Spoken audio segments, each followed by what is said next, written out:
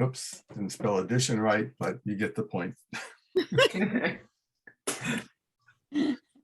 Okay.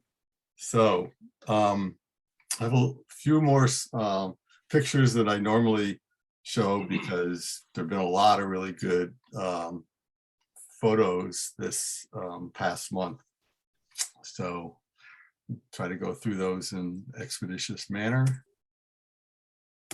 So as a sign of spring, early in February, this picture of two red-shouldered hawks by Evelyn Ralston. Nice.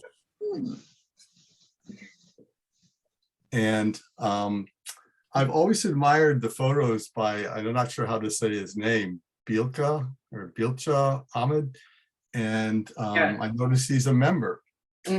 So now I can show them. He may have been a member a long time ago. I don't know, but he has a lot of really good pictures, and often it's from Wheaton. Yes. I don't know. He has the same cameras as we have.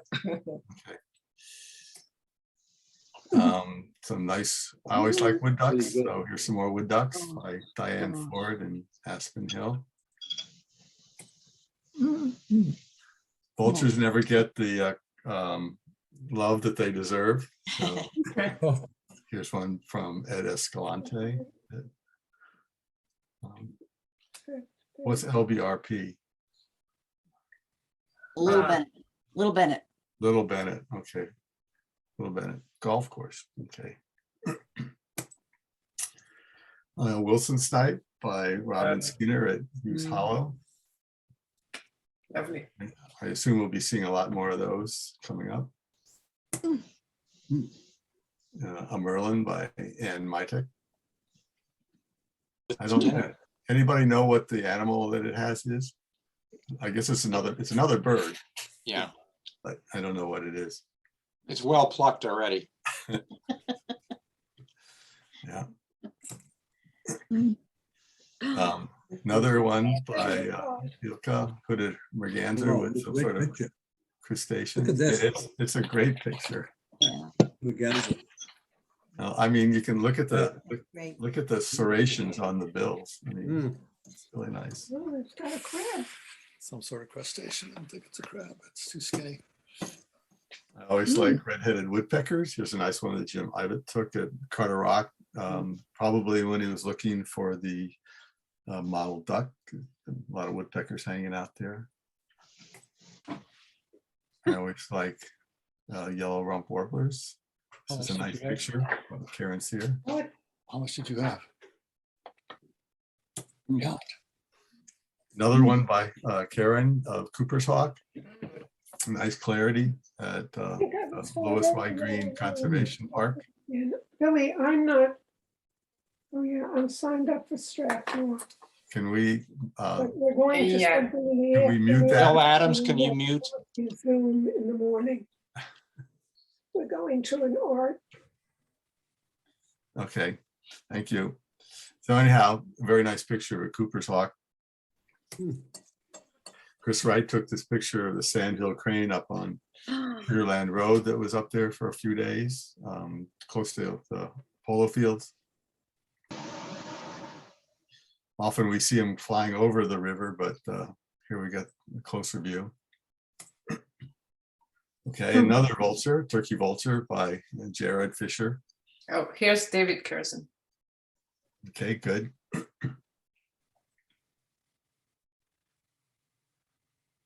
Welcome, David.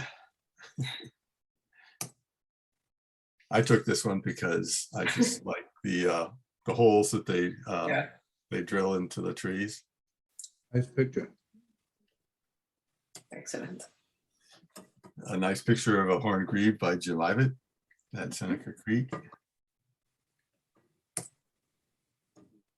Evelyn Ralston captured one of the many black-crowned night herons that have taken up roost again, starting at Lake Whetstone. Finally, I just put in this greater yellowleg because it just showed up now. We have first of maybe the season, this one at Black Hill Hiker Biker Trail. Okay, so I have a brief science tidbit today. Evelyn, I'm sorry I lost your pictures. I couldn't find them today, but I asked if she had any Australian magpies from her trip to Australia, and she sent me some, but I looked everywhere, my trash, everything. I couldn't find it. So I got this one off of Wikipedia. So we're going to talk about interesting case of Australian magpies. So they're the only member of this genus. There's 3 subspecies, and they're in this family Artemidae. They're not related to corvids, except that they're both passerines, even though they sort of look like them. Okay. So they're known for harassing people. Here's a video I pulled off from Australian news. This poor kid and this guy's got something on his helmet to keep him away. Anyhow, that was kind of funny. So that again.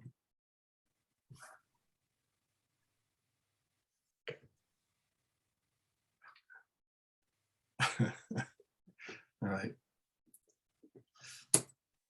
So the scientists in Australia spent 6 months developing this miniaturized tracker that they could put on the magpies because they wanted to study their social interaction, see where they went, how they interacted. And they devised this way of using this magnet to uncouple the connector so that they could take the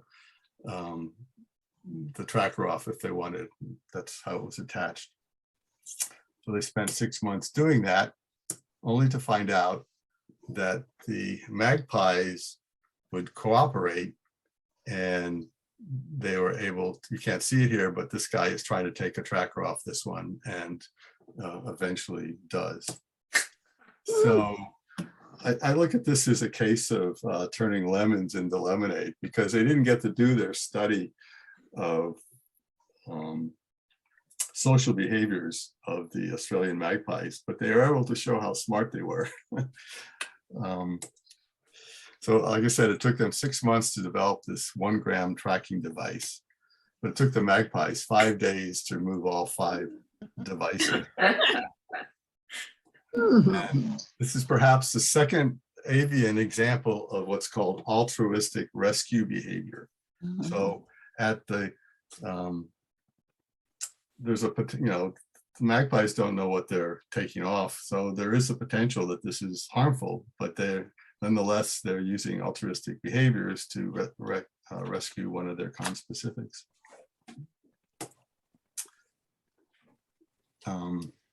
This may be the first time of this behavior in non-natural circumstances in birds. This altruistic rescue behavior has been demonstrated previously in mammals.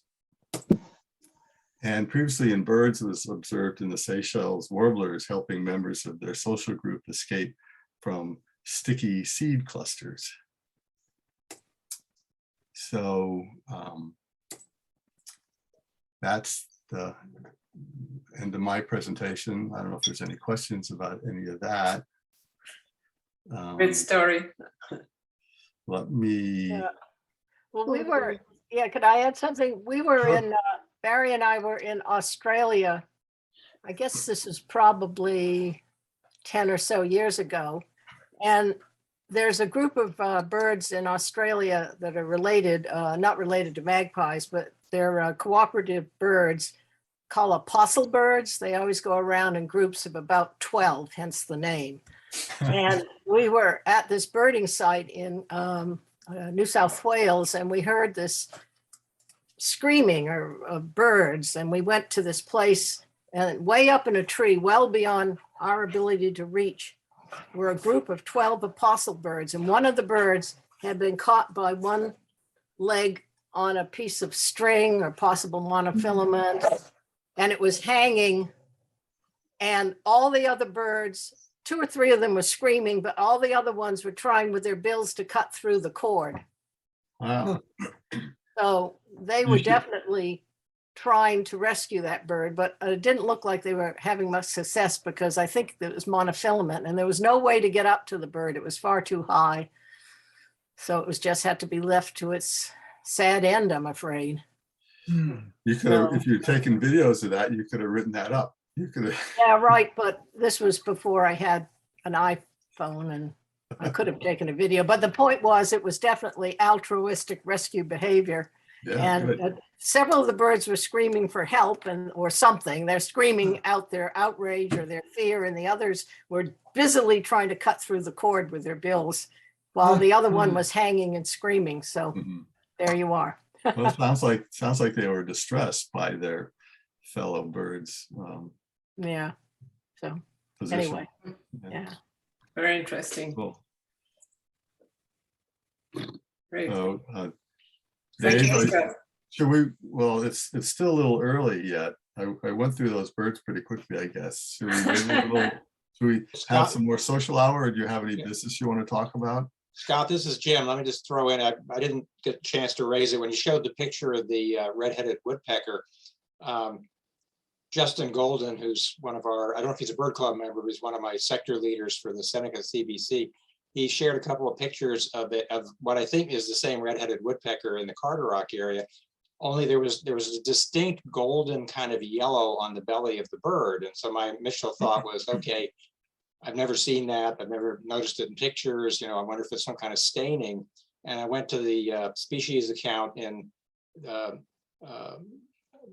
Birds of the World and pulled up the photos, and lo and behold, I found several others of red-headed woodpeckers with this sort of golden belly color.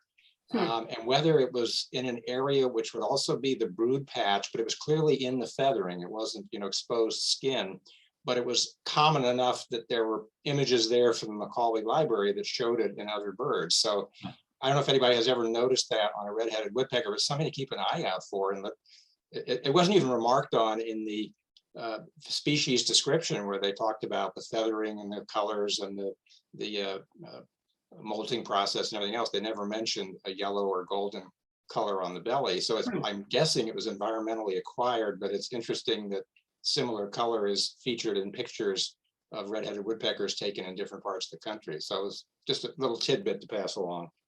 I'll definitely have to go back and look at my pictures. I wonder if it's not reflected light. No, it didn't appear to be, and it was on different birds in different postures in these different photos. So, and it didn't look like it was reflected off the surface. There's a bird out on a branch with nothing obvious for light to be reflecting off of to the bird, and only in the one area. And it was always in the same area, kind of down, sort of more belly than chest, and sort of in the middle, going down to under the tail. Like I said, in his picture, there was sort of a little gap in the feathering, which made me think it might be possibly related to brood patch, even though I think at this stage of the year, this was a recent photo. I doubt the red-headed woodpeckers are on eggs yet, but anyway, and I've seen staining on other birds, and particularly in woodpeckers, because of all the in and out of a fresh hole they've drilled. They can pick up, you know, coloring sap and resins and things, but this was so distinctly uniform in color, and it was very interesting. It was hard for me to speculate where that particular sort of golden hue would come from. Sure, yeah. It's surprising that no one thought of naming these birds golden-bellied woodpeckers. Presumably the ones that were originally shot and stuffed and named Yes. didn't have that and did have the redhead. Redhead's a little bit more obvious, I guess. Of course, Yeah. so many birds have redheads, so many woodpeckers. That's interesting, Jim. Thank you.